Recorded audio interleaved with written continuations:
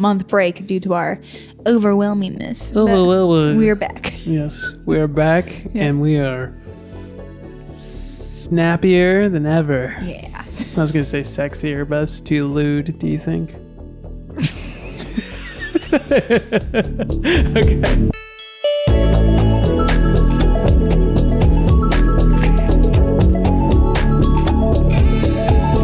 Welcome to Stuff That We Like / Enjoy, at least at this point in time. I'm Caleb. Christina, I so dramatically looked over. It's like, We are the Castanettas, and today I'm going to ask Caleb what his contentment level is on a scale of 1 to 10. It is a 7. We've had a glorious long weekend. We've actually had, we didn't have work yesterday. Yes. It was the first weekend we didn't have anything. And seriously, maybe 2 months. It was a long time. Yeah. And it was awesome. Yeah. We literally... We watched a whole movie. We watched the whole movie. In one sitting. We watched so much of The Office.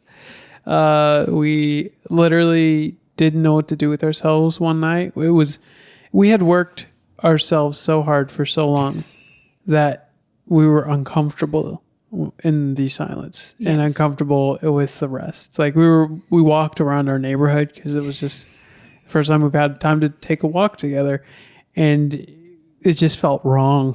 We were both utterly exhausted. You know, when you go on a trip or you're hustling, you got to make it through an event or through Christmas, and then the day after you're just absolutely nothing left to give. That's how we were. Yeah, trying to go on a walk, and we were my skin feels weird. I'm itching. Am I ill? Completely depleted, completely no energy. Yeah. And everything felt wrong because we were resting. Yeah. But we made it through that part and got to an actual day of rest yesterday. Mm. And it was so fun. So yeah, I'm a 7. That's good. What about you? Yeah, I would say I'm probably an 8, which is probably your 7. Yeah. Ish. Maybe my your 6. Yeah. Yeah, so doing pretty good. Yeah. I'm glad to have the weekend off. I finished school for the semester and start again in 1 week. But as of December 15th, I will be an official college graduate with my bachelor's in business. Ooh. Tell us one thing about business right now. Top of the dome. I don't think you can learn very much about business from going to school. I think you got to just do it. Yep. All right. This has been Hitting the Books with Christina Castanetta. I love school. I think you should go to school if you want to. Yeah. That's good. But more so for the paper. Yes. Yeah. That's good. That's a good thing to come away with. Yeah. Nice. Yeah. Thanks for that. Yes. All right. Well, would you like to share with us today what is something you like / enjoy, at least this point in time? Something I like is the question of what is ego? That's a great question. What do you think ego is, Christina? I think it comes from the word egotistical, which means full of yourself. That's probably the Merriam-Webster's definition. Full of yourself. Someone who's full of yourself. I don't know. Yeah, have pride or you think you're the stuff. You're all that in a bag of chips. All the sayings. And a bag of chips. Yeah. What kind of chips would you want with your ego? I think Sun Chips, actually. The that sounds cheddar really cheese good. Sun Chips. Yeah. Yeah, because they're a little sturdier. Whereas Lay's, my other thought was sour cream and chive potato chips, but they're just... Sour cream and chive potato chips? I've Yeah. never had that. Yeah, the Lay's potato chips, the green one. They have chives in them? I didn't know that. Yeah. It was just always sour. I just always said sour cream chips. That'd be a weird chip. Well, my ego wants that. So you'd have sour cream and chive chips with your ego? No, because they're too fragile. So that's what you're Sun saying. Chips. I prefer sour cream and sturdy chives. chip. Yeah, sturdier chip. A chip that can hold your weight. Yes, a lot of flavor, ridges, texture. Yeah. Okay. Yeah. Okay, great. All right. Well, tell us about ego. Well, my chips preference. Oh, yes, of course. My bad. would be you're good. Would be Doritos. I love Doritos. Oh, okay. In fact, I used to binge once a week. I would eat healthy for most of the week and go and get Taco Bell and a adult size bag of Doritos. Oh, you'd pick up both. Yeah, this was on occasion, so I'd say once a month. Okay. But Once a month. I thought you were going to say this happened twice. no, it was pretty regular. Is it a family Once a size month, bag? a family size bag of Doritos, and I would tear into that like it was my last day on earth. And I would eat my Taco Bell, and the next day I would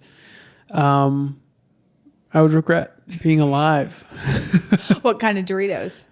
It would be spicy Doritos. Oh, no. Yeah. No wonder you regretted. I know. Yeah. Maybe that's Okay. why I'm the way I am. I can't handle spicy food. So ego. Tell me more. What is ego? So I looked it up, and ego is defined as a person's sense of self-esteem or self-importance.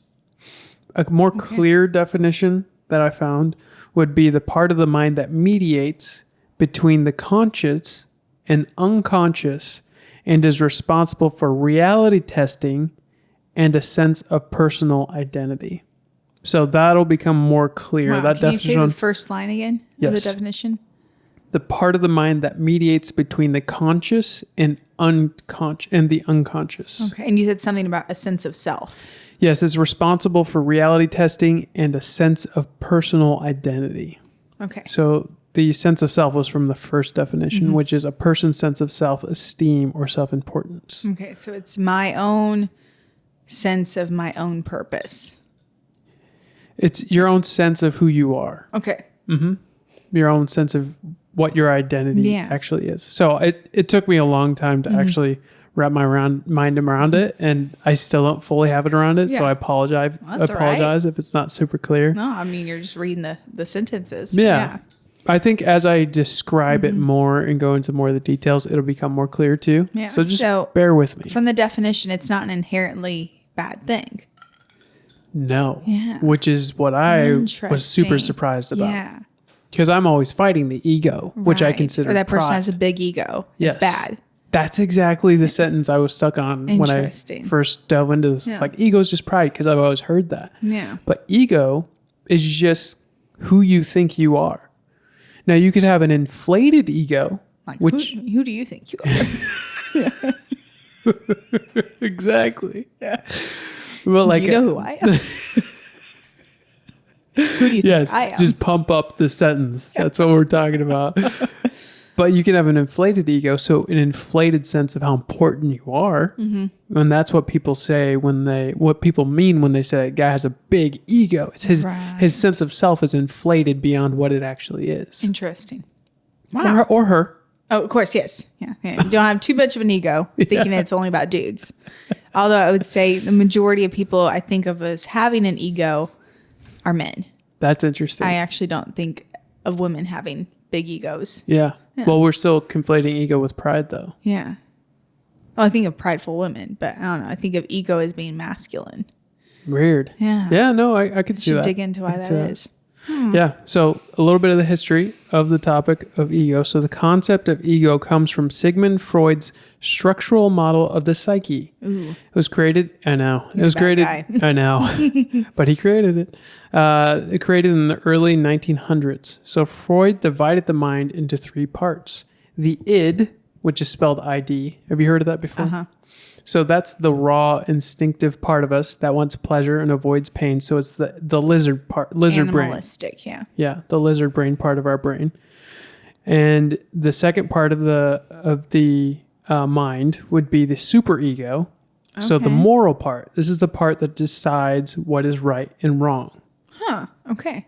And then the third part would be the actual ego, which is the rational middleman between the id, the lizard brain part, okay. and the superego that negotiates between those two and decides what reality is. Okay. So the animal part's like, I'm hungry, I'm going to steal that. And the super ego's like, stealing's wrong. And then the ego's like, Yeah, what do we he's do? telling you not to steal because it is wrong. Right. Maybe go find food another place. It's living in reality. yeah. Your ego is supposed to be based in what is real And being right now. aware of your thoughts and desires inside. Yeah, and negotiating between the two.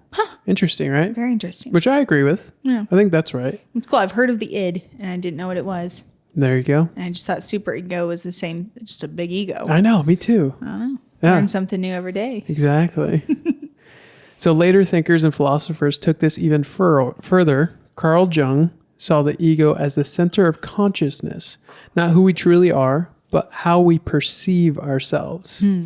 Marcus Aurelius and the Stoics didn't use the word ego, but they warned against pride and over-identifying with success or failure.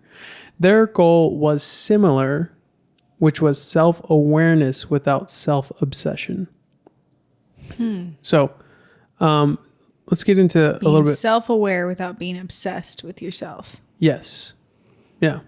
Yeah, so being aware of like your needs, your desires, your motivations without like being a narcissist or Exactly. being consumed with it. So here's the thing. I didn't know that Marcus Aurelius was a real person. I thought he was like from Braveheart or Gladiator. Gladiator, yeah. Is he a real person? He's a real person, yeah. Okay, but is he any gladiator? I think they use his first name is Marcus something Is it Maximus similar? Aurelius. It's Okay, very similar. so I'd heard it somewhere. Okay, yes. got it. But Marcus Aurelius was kind of one of the fathers of the Stoics, where he took the teachings of his fathers and people who counseled him as he grew and put them all into a book. And that's what Stoics read and kind of base their own or pull from for their own philosophy, their own Stoic philosophy. Because Interesting. there's different sections of Stoicism and things like that. It gets really We interesting. should do a topic on the Stoics sometime. I really respect Stoicism, and I was into it for a while. So yeah, maybe. That's why you're so no emotions. No, it's just because my brain sucks. Anyways, not really. I love my brain. Is that being ego? Is that your super ego? It's my id. I want to love it so bad. So basically, yeah, what we're talking about is the ego. We all have one. It's not bad to have an ego. Yeah. And you can't not have one. Right. You can have an inflated ego. That's bad. Okay. Or a, I guess, deflated ego.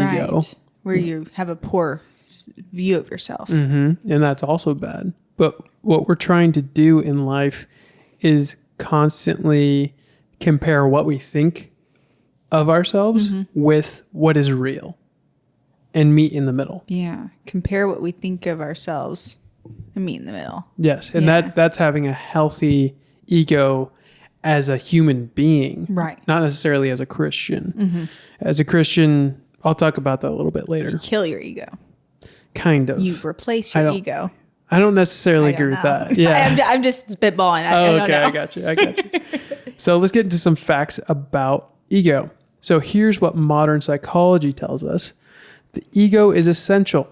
People with a stable sense of self or a healthy ego are more resilient, more empathetic, and less reactive to stress. But when ego is inflated or fragile, we see common issues like defensiveness, jealousy, arrogance, or even anxiety and depression. According to studies on self-concept and ego defense mechanisms, the ego constantly works to protect us, sometimes through denial, rationalization, or projection. These defenses aren't evil, they're just survival tactics.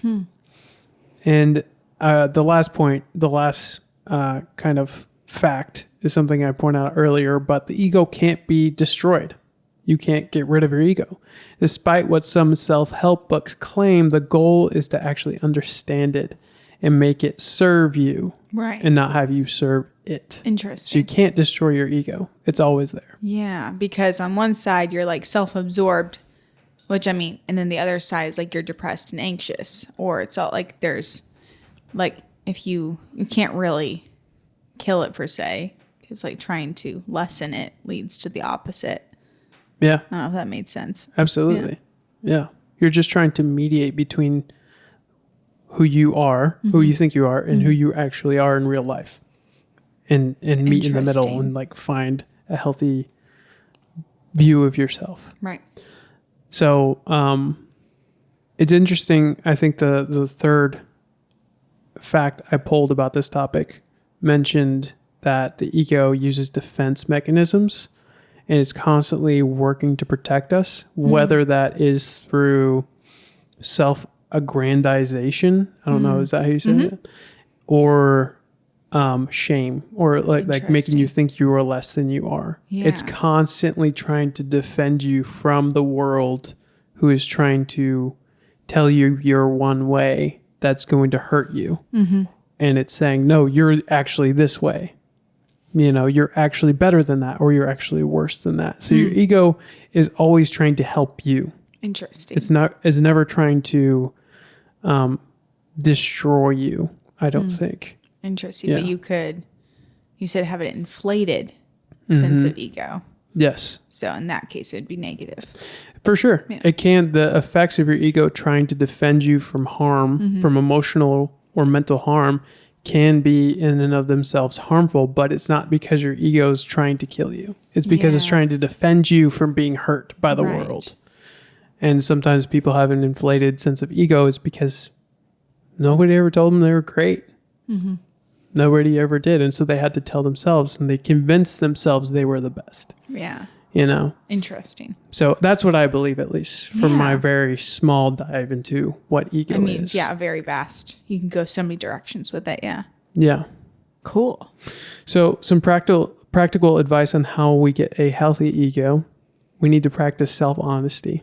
We need to be humble and be willing to admit when our reactions are about protecting our pride rather than pursuing truth. So we need to base ourselves in reality and not lie to ourselves when we are wrong or being a total butt. Another way is to detach from titles and outcomes. You are not your job, your success, or your failures. And I think this is huge in American culture. Yeah. It's just ask any guy, what do you talk about with another guy when you first meet them? It's like, what do you do? Yeah. And from what do you do, that question of what do you do, we're trying to get at, who are you? You know, are you a hard worker? Yeah. Do you make more What's money your than me? value? Yeah. What's your status? Yeah. And we're comparing ourselves to them, comparing our own ego against, well, I don't know necessarily how to say that, but we're comparing ourselves to them. Yeah. And so we don't want to define ourselves by our roles and by our jobs, but we're constantly reinforcing that by the way we communicate with people. So just be aware of that. That's something I also do to other men that I meet. Huh. Yeah. And lastly, this is my tip. But I would read the Bible and ask God who you actually are. Yeah. He's the only one that knows you best. And the more that we ask him who we are, the more we can separate our egos from what we do and think and ground them in the identity that he has given us. Because ultimately, that is the identity we will carry with us into our eternal destiny. That is the ego we will carry with us, the sense of self. So getting familiar with it now is pivotal in how we will live out the rest of our lives here on earth. And this is where I'll start to close a little bit here, but this is where I think being a decent human with a decent ego and being a Christian, this is where it separates. Because a decent human with a decent ego is just going to be like, I'm trying to try to ground myself in reality. Right. And be really honest about who I am when I look in the mirror. And that would be a healthy ego for a human being. A healthy ego for a Christian comes from the Lord because he's the one who gave us new identities. We are sons and daughters of Jesus Christ, of God, of the Holy Spirit. Yeah. And so he has that identity, that ego that he's constantly imparting to us. And we're constantly being, how do they say it? Justified. And so you're justified, sanctified, and then glorified. Glorified. So it's the glorified. sanctification. We're continuing to be Sanctified. made like Jesus. Because justification is like you are forgiven, you are righteous in God's sight. And then sanctification is the ongoing lifetime process of becoming more holy and transformed into the likeness of Christ. And then glorification is when you make it to heaven. There we go. So sanctified. Yeah. Sanctified is the right word there. We are theology nerds. We are continually being sanctified. Yes. And that gives us a different identity than we will ever fully know here on earth. Yeah. And so no, we cannot get rid of ego, but we're also not supposed to give ourselves our ego, our own sense of self. We're supposed to receive that from the Lord as Christians who rely upon him. So in closing, my thought and impartation to anybody who's listening to this who's a Christian is, if you don't know who you are, ask the Lord, read the word, and continue to speak what the word says about you as a son or daughter of the Lord over yourself every single day. So good. That's where your ego should come from. It should not come from a healthy balance of who you are in reality here on earth, because this isn't the only reality. There's a spiritual reality happening we don't see. Yeah. So there's a spiritual side of us we do not see. And the Lord sees both the spiritual and the physical. He can tell you who you are to him, who you are on this earth. So go out there, read the Bible, ask the Lord who you are, get your identity from him. Don't listen to Stoicism. Don't listen to Buddhism. Don't listen to your id. I guess don't think ego is a bad thing. It's not just so pride. Interesting. It is a sense of who you are, and it's meant to be embraced, but only through what the Lord tells you about yourself. Yeah. A healthy ego would be confidence in like who you actually are. Yes. And who you are being a good thing. Yeah. I like that.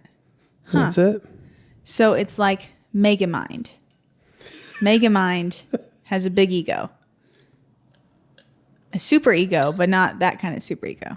Yes. Inflated ego. And then we find out he had a really hard childhood. And that's why he is Megamind. Because he wants to prove that he's lovable. And then he becomes loved.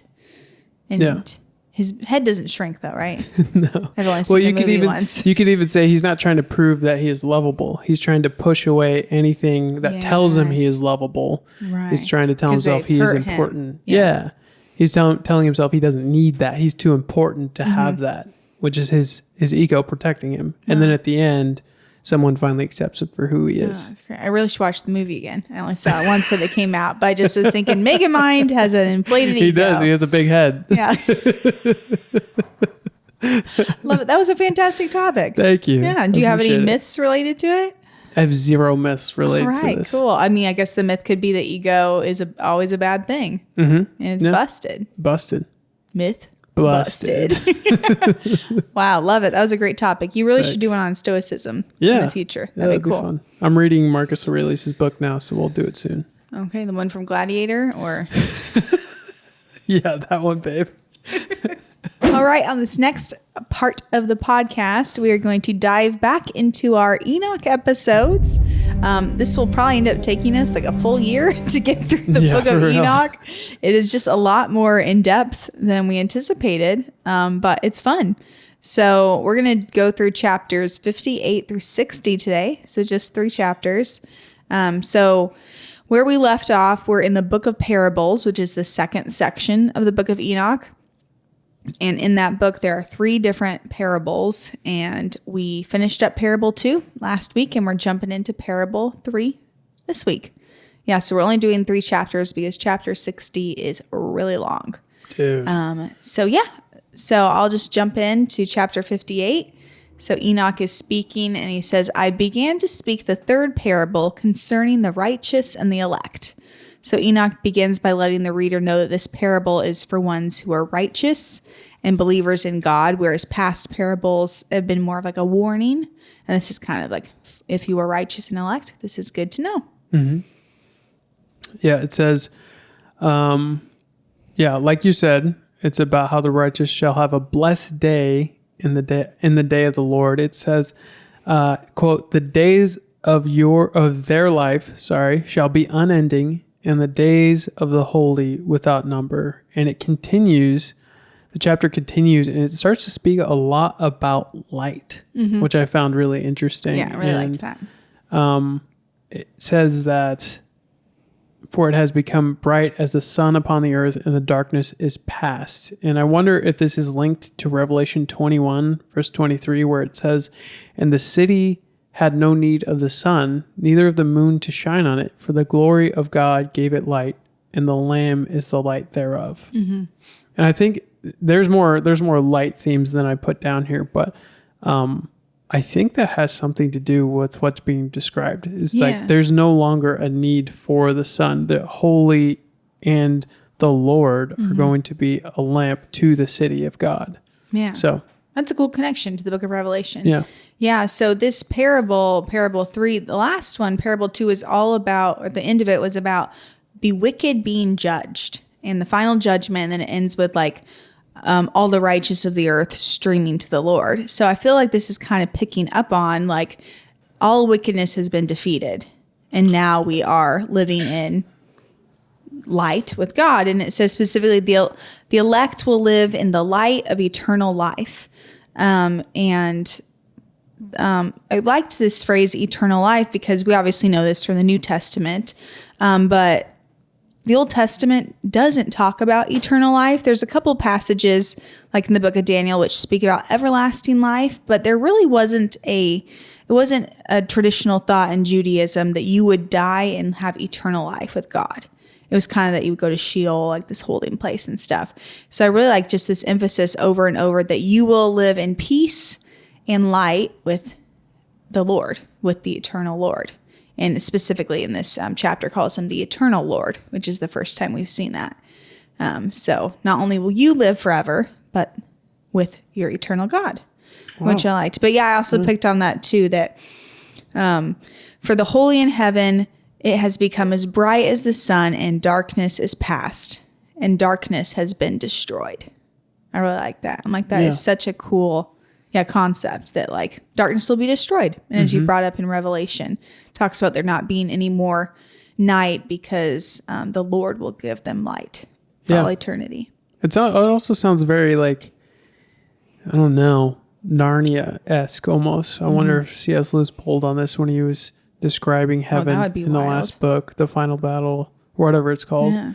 For it has become bright as the sun upon the earth, and the darkness is past. Maybe I'm just thinking of a passage in there. Anyways, chapter 59. Your favorite. Yeah, 60 was my least favorite. Enoch is shown the secrets of lightnings and of the lights and the judgments they execute. Yes. So pretty much in this chapter, in its, 13 verses, Enoch tells about a vision that he has about all of the elements of weather. So it says that in those days, my eyes saw the secrets of lightning and the judgments they execute. So he speaks of like lightning being judgment of the Lord, which was, I wonder if that's kind of where the thought of like, oh, you better not lie or God's going to strike you with lightning. Yeah, kind of this idea of like God's judgments striking you with lightning. I'm like, I don't know. It's very Zeus too. It is. Yeah. Very interesting, kind of pulling from other, Greek mythology and stuff. And so it says that the lightning will be sent out as either a blessing or a curse, as the Lord wills. And then he also saw the secrets of thunder, and that the secrets of thunder is that they have a place where they rest and they wait until the Lord sends them forth into tell different places on the earth. And he goes into more detail by saying that thunder and lightning are inseparable, that they are not one and the same, but they go together. And whenever they're sent back, this is very interesting. They're sent forth from their treasury, and that they are kept on a rein and turned back by the power of the Spirit, so that they don't strike the whole earth.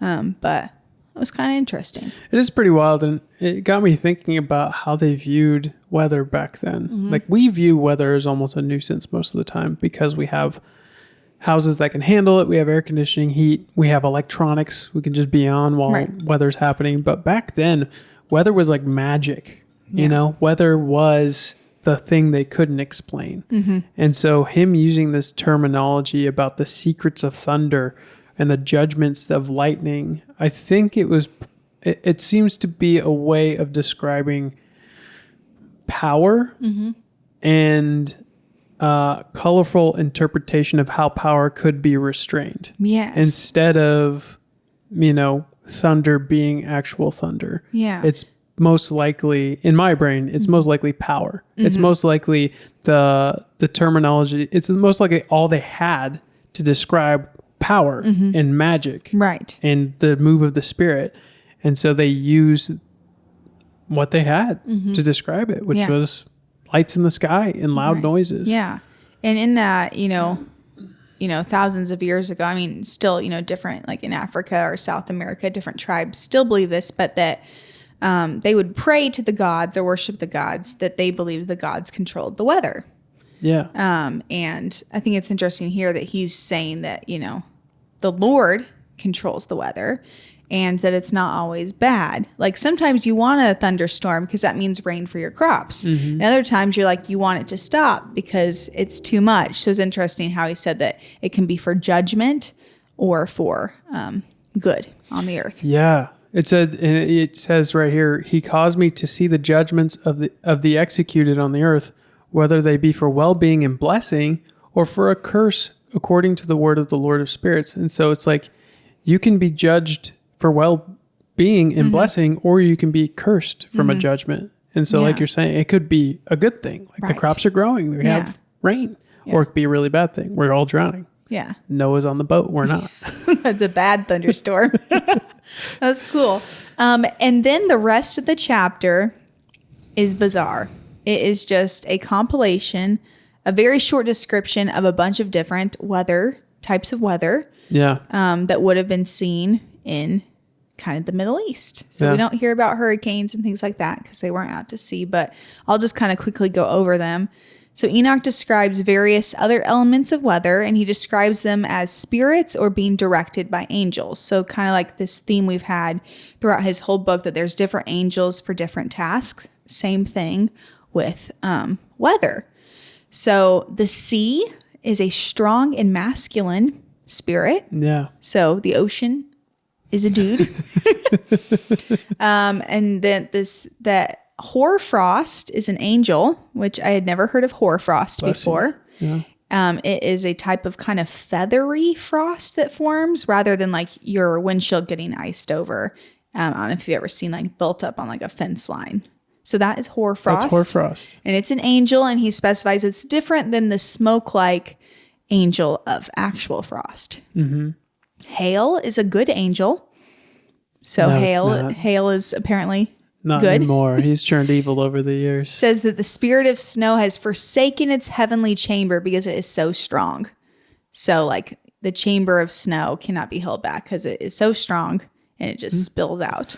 If hail ever fell from heaven. Still stuck on hail. Yeah. I thought you were going to be stuck on a hoarfrost. Well, if hail ever got cast out of heaven, we know what he would look like when he fell. Like Lucifer looked like lightning. Hail's just hail. Anyways, it was a dumb joke. That was clever. Keep going. It was not. Please keep going. Okay. The spirit of snow, has forsaken its chamber because it's so strong. The spirit of mist has a special chamber, and that chamber is within an angel. So there's a mist angel. The spirit of dew dwells in the same chamber as rain, and clouds of rain are connected to clouds of mist in another chamber. And this was an interesting part. Angels come and lead rain to unite with the water on the earth. And he specifies that water is for those who dwell on the earth, and it's for nourishment, and it's a gift from God. Mm-hmm. That water, we all need water. We all need water. And he saw all of this surrounding the Garden of Righteousness, kind of a tie-in to the Garden of Eden. Yeah. And that was a weird chapter. Well, it's funny. What do you think we can take away from that? I don't know what it means, but it sounds significant. But it's funny. He talks about water being so good for us because in the next chapter, we make a really hard pivot to a fragment from the Book of Noah, which is so confusing that it's just in the middle of this. Yes. But it begins by saying, in the year 500, in the 7th month, on the 14th day of the month, in the life of Enoch, in that a parable I saw how a mighty quaking made the heaven of heavens to quake, and the host of the Most High, and the angels, 1,000 thousands and 10,000s times 10,000s, were disquieted with great disquiet. The mention of the parable makes me think we're still hearing about the third parable here. Do you agree, or could it be a different parable? Well, I think that it's almost like because some of these are a little bit separate. They seem a little bit separate. So we got like, chapter 58 was about like darkness is no more and the righteous are living in the light. And then he saw in a vision the secrets of all the weather. And now we're talking about his recounting or vision of the days of Noah. Now, do we think that this is him recounting the days of Noah, or is it Noah talking here since it's a fragment from the Book of Noah? Yeah. So there's different theories. Obviously, I mean, it's highly debatable that Enoch himself wrote this part of the book, if any of the Book of Enoch. But we're just speaking of it as if Enoch did. It's so when you get to a 10,000 foot view of what we're doing right now, we're in the nitty gritty of something we don't even know was written by the guy who says it was written by him. But it's an interesting historical look into what whoever wrote this at least believed to be true. Yes. So yeah, I think this could be, it's a fragment of the Book of Noah is notated. So could be either. I think it's supposed to be from Enoch's perspective. Okay.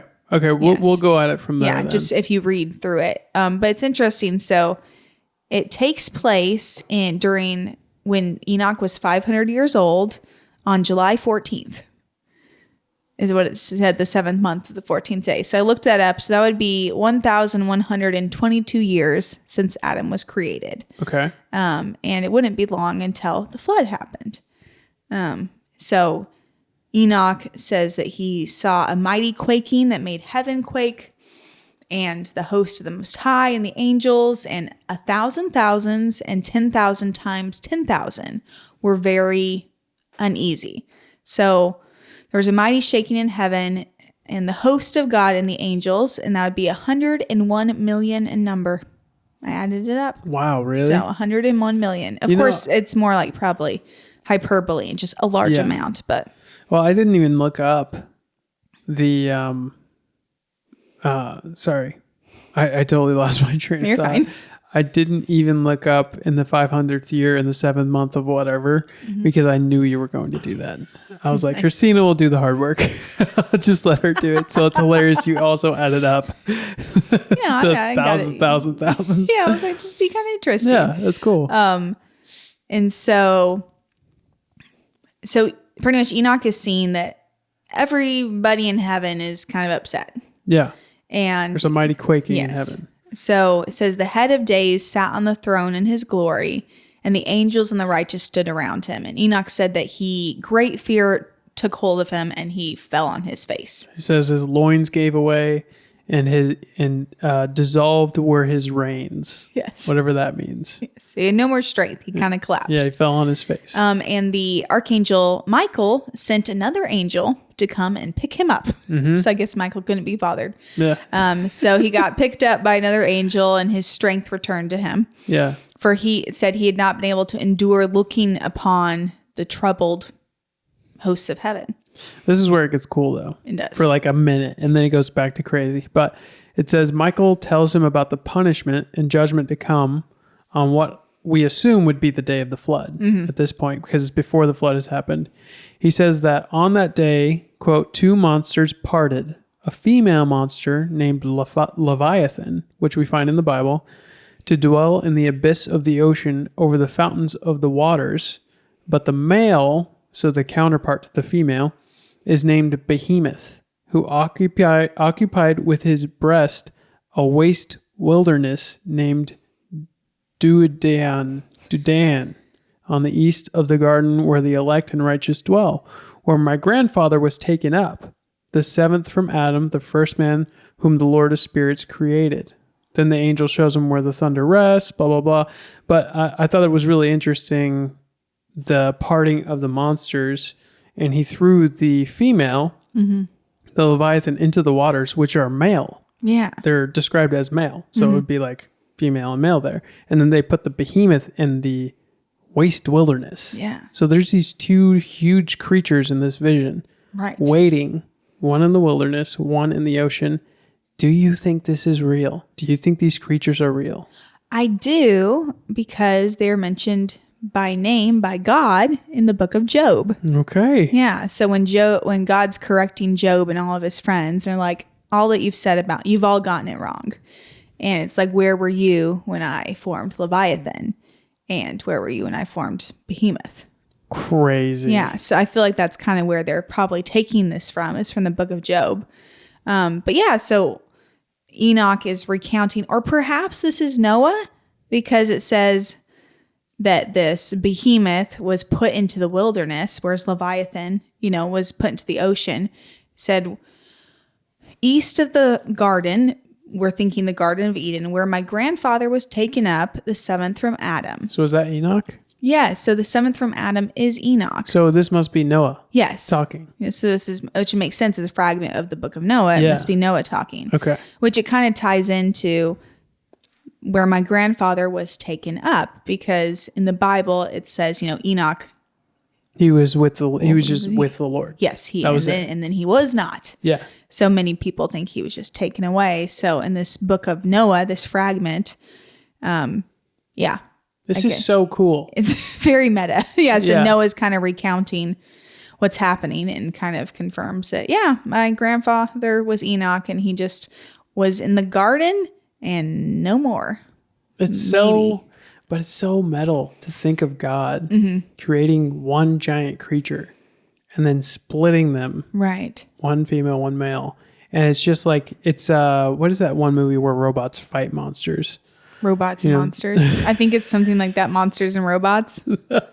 I love monsters. Something like that. Okay. But it's like they literally create these huge robots because they're fighting monsters in the ocean who are coming from this portal. Mm-hmm.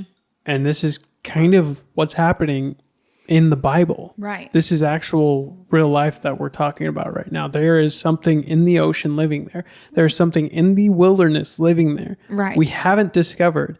And it's so massive that the breast of the behemoth fills the wilderness. Fills the waste wilderness. Yeah. That's insane. It is kind of wild. It's so crazy. Anyways, I just love that part. Yeah, it's like, I feel like it's kind of an interesting point, because in the book of Job, which is actually in the Bible, unlike the book of Enoch, it talks about, God says that he created the Leviathan and the behemoth.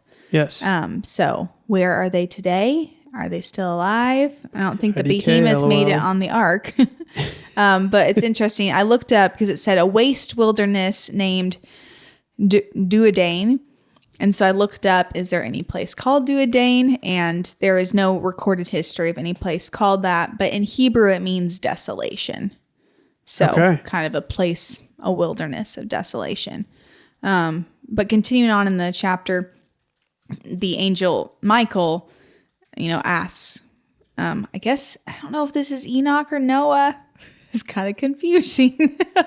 Like, why are you so disturbed by what you've seen? Until this day lasted the day of God's mercy, for he has been merciful and long-suffering towards those who dwell on the earth. And this day, the day of power and punishment and judgment has come, which the Lord has prepared for those who do not worship the righteous law and take his name in vain.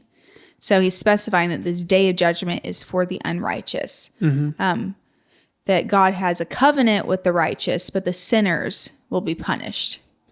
And that he will slay everybody, mothers, fathers, and children. And that this judgment takes place because of his mercy and patience. Yeah. So he was long suffering, in the days of Noah before he flooded the earth.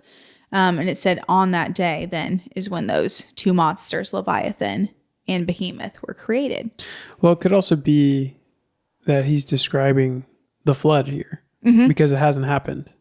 Is that what you're talking about? Yes. Okay. Yes. That Michael Angel is like, because it says all of heaven is like, anxious. And Michael's saying, hey, this day that it's coming, this is the day of punishment and judgment on all the unrighteous. And that on that same day, Leviathan and Behemoth were created. Dang. Yeah. So crazy. So then it says, I don't know if we should, is this Enoch or is this Noah? It's Noah. Is this Noah? It's gotta okay. be Noah. So Noah asked another angel if he could show him the strength of these monsters. Mm-hmm. So he's really into Leviathan and Behemoth and how they were created. And the angel said, you seek to know what is hidden, and that the angel showed him things that were hidden. And then we get a complete copy and paste of chapter 59. Yeah. So instead of telling him more about Leviathan and Behemoth, he tells him about the wind and the moon and The lightnings and the lightnings and the thunders and the frost and and the hail and the snow. Yeah. Super confusing. The only little bit of addition is that the stars are divided up according to their names, which is kind of cool. And that the moon's light has power.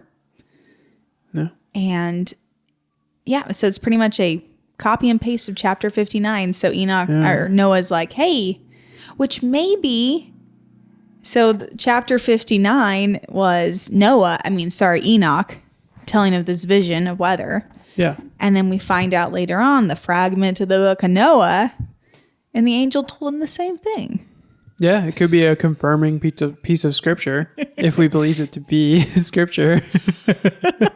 Yeah, it's really confusing at the end. Super confusing, but I like reading it from the point of Noah. It makes more sense that way. Yeah. And they also said in the footnotes of this chapter that this chapter was fragmented. It was hard to It was kind of lost put together. parts of it. Yeah. And so the fact that there's a copy and paste of Enoch at the end is like maybe Enoch pulled from he pulled from the Book of Enoch. Noah pulled from the Book of Enoch, or they found a part of the Book of Enoch with a fragment of the Book of Noah. Right. They found this fragment of Noah. They're like, hey, this is the same kind of stuff that's in that chapter in Enoch. Let's just stick them next to each other. There. Yeah. Extra credit. Yeah. So the only extra addition to the end of chapter 60, we literally, like I said, copy and paste of chapter 59 about the mist and the hoarfrost and the other frost and the dew and the rain.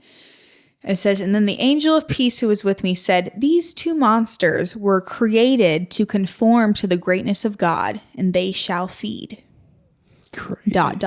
So like the rest of it was lost. Yeah. So I don't know if like That's so metal. you discovered this later on, because They like shall Noah is feed. asking like, tell me more about these monsters. And then it's like, here's a bunch of stuff about weather.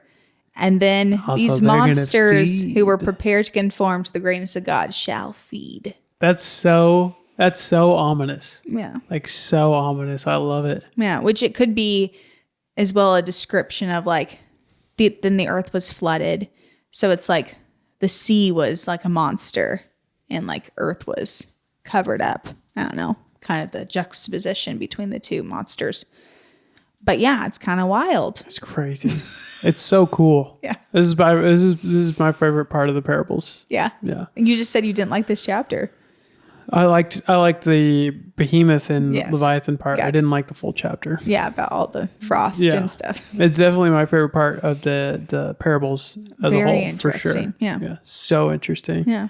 But that's it, guys. We are trying our best here. If you'd like to read along, we're reading from Tim Alberino's book. It's great. The Book of Enoch. Book of you can Enoch. also just look up the Book of Enoch, and there's lots of pretty much similar versions of it for free online. Yeah.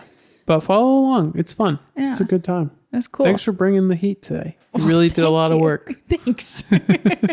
Cool. So next week we'll see if we continue on in Enoch, if we get further in our study, and if not, we'll be here with our regular scheduled topics. That's I'm going right. to do one about the origins of Halloween. Oh, you blew it. Spooky. No, Christmas is spooky Okay. episode. This What- has to be, I don't know. We either have to up it into like the most frightening episode, or we have to down it into just nothing. What do you want to do? I'm just going to talk about the literal origins of Halloween, which are not like scary at all. Okay, we'll just down it. So it's then. really a It'll bunch just be of a normal myths. episode. Yeah. Nice. Prepare to have your Christian paradigm shattered. Halloween is good. Yeah, and your ego isn't pride. Yes. Do you have any suggestions for our listeners?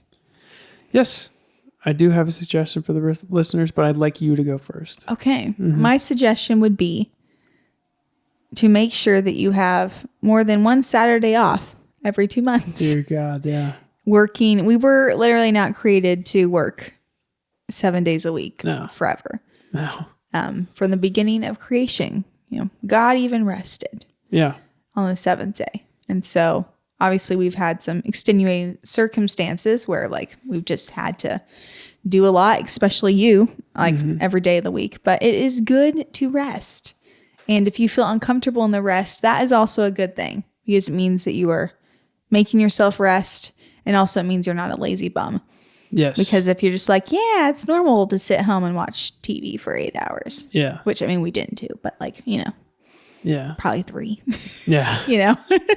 That's good. So anyways, yes, don't work too much. Actually rest. Go outside. Breathe air. All the good stuff. It's a good tip. What about you? My tip is to watch the movie Don't Breathe if you're an adult. It is a thriller horror movie. I don't know if I call it horror.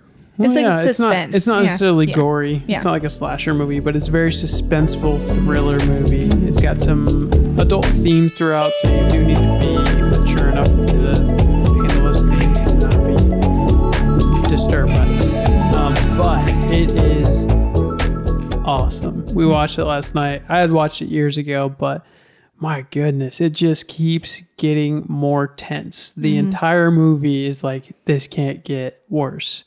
And then something else happens. You're like, oh, surely it can't get worse. And then something worse happens. Literally like, at one point I was like, how much is left in this movie? Yeah. Like I felt like it had ended 3 times. Yes. But it didn't. So yeah, but it is a fantastic movie. Yeah. And I feel like doesn't get enough clout.